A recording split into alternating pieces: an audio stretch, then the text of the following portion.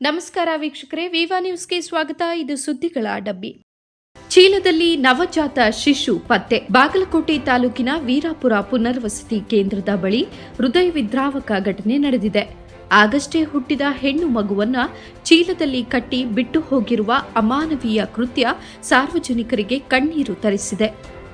ಚೀಲದಿಂದ ಮಗುವಿನ ಅಳಲು ಕೇಳಿದ ಸ್ಥಳೀಯರು ತಕ್ಷಣ ಸ್ಪಂದಿಸಿ ಶಿಶುವನ್ನ ರಕ್ಷಿಸಿದರು.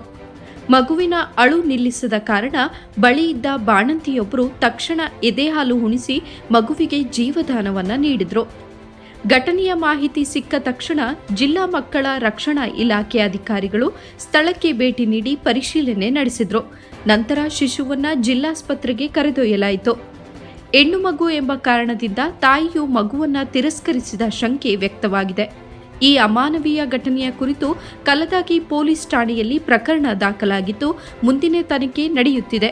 ವರದಿಗಾರರು ರಿಜ್ವಾನ್ ಅವಲ್ದಾರ್, ವಿವಾ ನ್ಯೂಸ್ ಕನ್ನಡ.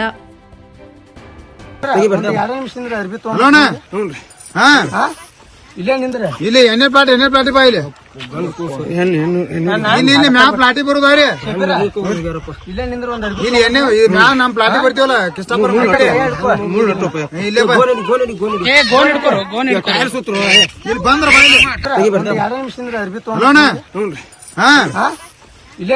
ಇಲ್ಲಿ ಎಣ್ಣೆ ಪ್ಲಾಟಿ ಬಾ ಇಲ್ಲಿ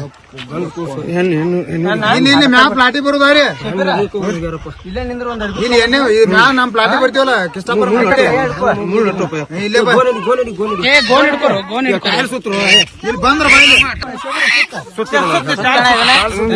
ವಿಡಿಯೋ ಮಾಡ್ರಿ ಆತ್ಮ ತಲೆ ನನಗೈತಿ ಪಾಪ ಹೋಗದಾರ ಕಂಟೆ ಹೋಗದ ತಾಯಿನ ಹಡ